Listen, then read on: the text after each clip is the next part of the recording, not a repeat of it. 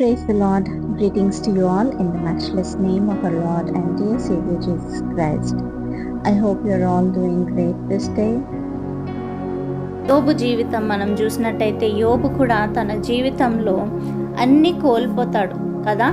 తను అన్నీ ఉన్నప్పుడు కూడా దేవుణ్ణి ఎంతగానో స్తుతిస్తాడు, ఎంతగానో దేవుని నామాన్ని హెచ్చిస్తాడు. ప్రతిరోజు he is worshipping God, he is pricing God. కావలసినవన్నీ ఉన్నాయి. Very rich man. ఎన్ని క్యామెల్స్ ఉన్నాయో, ఎన్ని క్యాటిల్ ఉన్నదో, పిల్లలు, గ్రాండ్ చిల్డ్రన్, చాలా ప్రాపర్టీస్. సో అన్నీ ఉన్న టైంలో ఆయన దేవునికి బలి అర్పిస్తూ దేవుని స్తుతిస్తూ ఉంటారు. ఎప్పుడైతే మరి సాతాను ఎంటర్ అవుతుందో మరి అన్ని తీసివేయడానికి దేవుణ్ణి అడుగుతుంది. అంటది తనకు అన్నీ ఉన్నాయి కాబట్టి నిన్ను స్తుతిస్తున్నాడు, అవన్నీ తీసివేస్తే అప్పుడు నేను స్తుతించడు అని. మరి దేవుడు అలౌ చేసినప్పుడు అన్నిటినీ ఒకటి తర్వాత ఒకటి వెంటనే కోల్పోతాడు యోబు. మరి అలాంటి సమయంలో కూడా దేవుణ్ణి స్తుతిస్తాడు. మరి ఆఖరికి శరీరం కూడా చాలా రోగగ్రస్తంగా మారిపోతుంది. చాలా భయంకరమైన రోగము. సొంత భార్య కూడా దగ్గరికి తీసుకోలేని పరిస్థితి. అతను ఎలాంటి పరిస్థితిలో కూర్చుంటాడంటే యాష్ అంటారు కదా, అదంతా తీసుకొని తన ఇంటికి పూసుకొని నెత్తి మీద నుంచి ఇలా వేసుకొని మట్టి పెంకులతో స్క్రాచ్ చేసుకుంటూ చాలా ఘోరమైన పరిస్థితి. ఆ టైంలో కూడా దేవుణ్ణి స్తుతిస్తున్నాడంట యోబు. ఏమీ లేని పరిస్థితి, ఆరోగ్యం కూడా లేదు, సొంత వారు కూడా లేరు. మరి అతని పరిస్థితి చూడండి ఎంత భయంకరంగా ఉందో. అనారోగ్య పాలైపోయి మరి సొంత భార్య కూడా తీసుకోకుండా ఏమంటది, నువ్వు ఆ దేవుణ్ణి ఇంకా ఎందుకు పూజిస్తున్నావు, ఆ దేవుణ్ణి దూషించి నువ్వు చచ్చిపో అనే మాట అంటది. ఎంత భయంకరమైన మాట అది. ఎవరైనా దేవుణ్ణి దూషిస్తారా? దూషించగలుగుతారా? కానీ ఉన్నారు కొంతమంది ఈ లోకంలోనే. లాస్ ఏంజలస్లో మరి దేవుణ్ణి దూషించారంట ఒకరోజు. దూషించిన 1 or 2 డేస్లోనే ఇక్కడ మరి దేవుని అగ్ని చంపివేయబడింది. దేవుని ఉగ్రతను వారు చూశారు. భయంకరమైన మంట. ఆ మంట ఎలా స్టార్ట్ అయిందో తెలీదు. యాక్చువల్ వింటర్ టైం, ఇది స్నో పడే టైం. ఇలాంటి టైంలో అసలు మంట ఎక్కడి నుండి వచ్చిందో ఎవ్వరికీ తెలీదు. ఆ మంట అసలు ఎలా స్ప్రెడ్ అయిందో కూడా తెలీదు. Within few hours Los Angeles మొత్తం తగలబడిపోయింది. $millions ఆఫ్ ప్రాపర్టీస్ అన్నీ కాలిపోయాయి, ఏమీ మిగలలేదు. చాలా రిచ్ పీపుల్ అక్కడ నివసిస్తూ ఉంటారు. అలాంటిది మొత్తం అంతా తగలబడిపోతే వాళ్ళ పరిస్థితి ఏంటి ఒక్కసారి ఆలోచించండి. మరి అక్కడ ఉన్న వాళ్ళందరూ కూడా ఆ హాలీవుడ్ సంబంధించిన వాళ్ళే. వారందరూ నాశనాన్ని చూశారు, కొంతమంది చనిపోయారు. మరి దేవుని ఉగ్రత అలా ఉంటుంది. దేవుణ్ణి ఎవ్వరూ దూషించకూడదు. మన నోటితో మనం ఎప్పుడు కూడా దేవుణ్ణి దూషించకూడదు. మనల్ని దేవుడు ఎందుకు సృష్టించాడంటే కేవలం ఆయన్ని స్తుతించడానికి, ఆయన నామాన్ని ఘనపరచడానికి, ఆయనతో సహవాసం కలిగి ఉండడానికి. We need to live a life with Jesus. కేవలం ఆయనతో. ఎందుకంటే ఆయన మనల్ని ఎంతగానో ప్రేమించారు కాబట్టి మనం ఆయన్ని తిరిగి ప్రేమించాలి. మనలో ఏ మంచి లేదు, కానీ ఆయన మనల్ని ప్రేమించారు. ఆయన మన కోసం ఈ లోకానికి వచ్చారు. We are in the end times. చాలా ఆఖరి క్షణాల్లో మనం ఉన్నామని మనం చెప్పుకోవచ్చు. ఎందుకంటే ఎక్కడ చూసినా భయంకరమైన పరిస్థితులు. మరి ఈ బైబిల్లో రాసినవన్నీ కూడా నెరవేర్చబడుతున్నాయి. We are saying it today. మనం అందరం చూస్తున్నాం. మనం ఈరోజు చేయాల్సింది ఏంటి? హబక్కుక్ ఎలా అయితే అన్నారు, శాలలో పశువులు లేకున్నాను, మందలో గొర్రెలు లేకున్నాను, నేనేం చేస్తాను? దేవుని నామాన్ని నేను స్తుతిస్తాను. Habakkuk chapter 3 verse 17. హబక్కుక్ ఇక్కడ చెప్తున్నారు. అలాగా మనం చెప్పగలుగుతామా? మన పరిస్థితులు రేపు ఎలా ఉంటాయో మనకు తెలియదు. We have very uncertain future. ఇప్పుడు చూడండి, అక్కడ లాస్ ఏంజలస్లో ఇలా జరిగింది కదా. ఇంకొక వీడియో కూడా వచ్చింది. అక్కడ ఒక హౌస్ మాత్రము చుట్టూ ఉన్న హౌసెస్ అన్నీ కాలిపోయాయి, కానీ ఒక హౌస్ మాత్రం మిగిలిపోయిందంట. చిన్నది కూడా ఫైర్ అంటలేదు. నిజంగా ఆ వాక్యం ఉంటుంది కదా, 1000 మందిని పక్కన పడినను 10,000 మందిని పక్కన పడినను అది నీ వైపుకు రాదు అనే మాట. మరి అది ఎంత నిజమో. మరి ఆ వ్యక్తి దేవుడిని ఎంతగా ప్రేమిస్తున్నారు, ఎంతగా దేవుడిని ప్రేమించారు, ఎంతగా దేవుడిని భయభక్తులు కలిగి జీవించారు, ఎంతగా విధేయత కలిగి జీవించారు అని మనకి అర్థమవుతుంది. మనం అలా జీవించగలుగుతామా? మరి అంత దగ్గరగా దేవునితో ఆ రిలేషన్షిప్, ఆ సంబంధం మనం కలిగి ఉండగలుగుతామా? మనం ఉండాలి. ఈ లోకం నుంచి విడిపోయి, ఈ లోకం నుండి దూరంగా ఉండి మరి ఆయనకి మనం దగ్గరగా జీవించాలి. ఆయన చెప్పినవి మనం పాటించాలి. ఆయనకి ఇష్టకరంగా మనం ఉండాలి అంటే మన నోట ఎప్పుడు కూడా స్తుతి అనేది ఉండాలి. మన నోట ఎప్పుడు కూడా ఆరాధన ఉండాలి. ఆయనను స్తుతిస్తూ ఉండాలి. మన జీవితానికి విలువిచ్చింది ఆయన, మన జీవితాన్ని నడిపించేది ఆయన. నీటి బుడగ వంటి జీవితం మనది, ఆవిరి వంటి జీవితం. ఎప్పుడు పగిలిపోతుందో తెలియదు, ఎప్పుడు ఎక్కడి నుంచి ఏ నాశనం వస్తుందో తెలీదు. కానీ అది మన వరకు రాకుండా ఉండాలంటే మనం ఎలా ఉండాలి? మనలో పాపానికి చోటు అస్సలు ఇవ్వద్దు.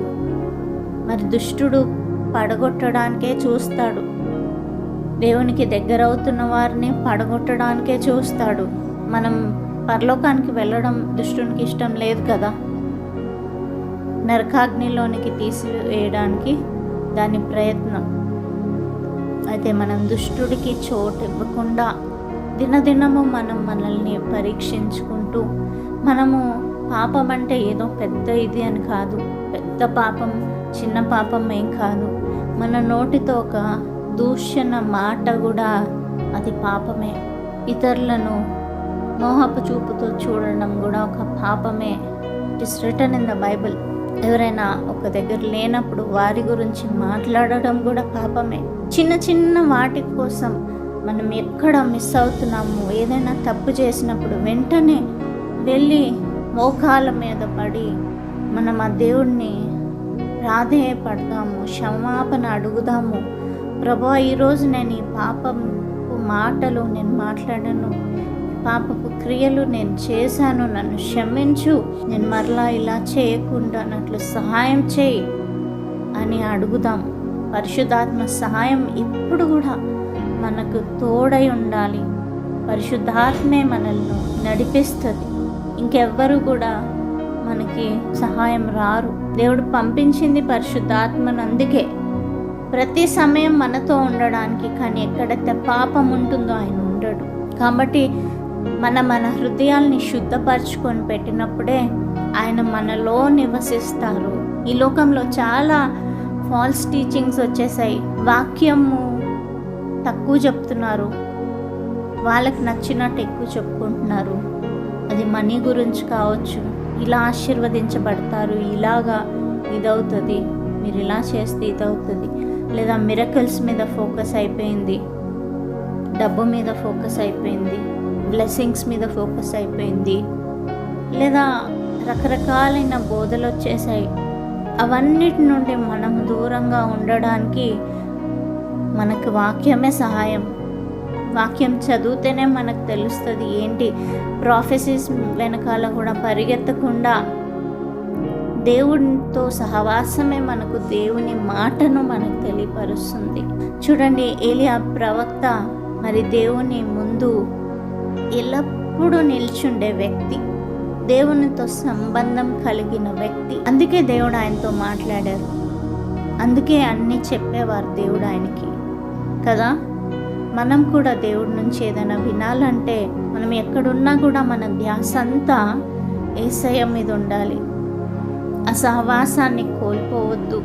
Don't lose that fellowship with the holy spirit, because he will lead you, he will protect you, he will save you. పాపములోనికి పడిపోకుండా మనల్ని గద్దించేది ఎవరు అంటే పరిశుద్ధాత్మ దేవుడు. హల్లెలూయా.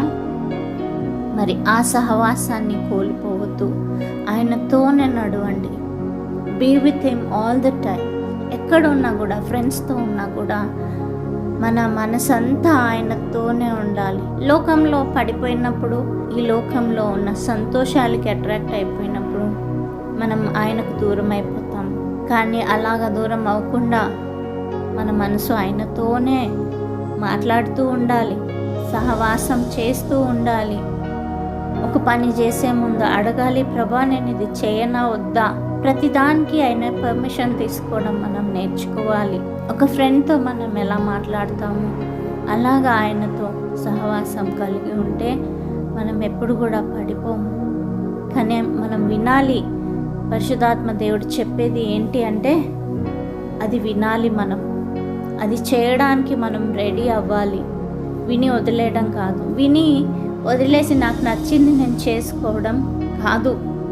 మనకి తెలిసిపోతుంది ఇది తప్పు, ఇది చేయొద్దు అని పరిశుద్ధాత్మ దేవుడు చెప్తున్నప్పుడు మనం ఆ గద్దింపును గ్రహించి ఇది దేవుడు చెప్పే మాట, నేను ఒక్క అడుగు కూడా ముందుకు వేయడానికి లేదు అని ధైర్యముగా మనం చెప్తే దేవుడు మనల్ని నడిపిస్తారు.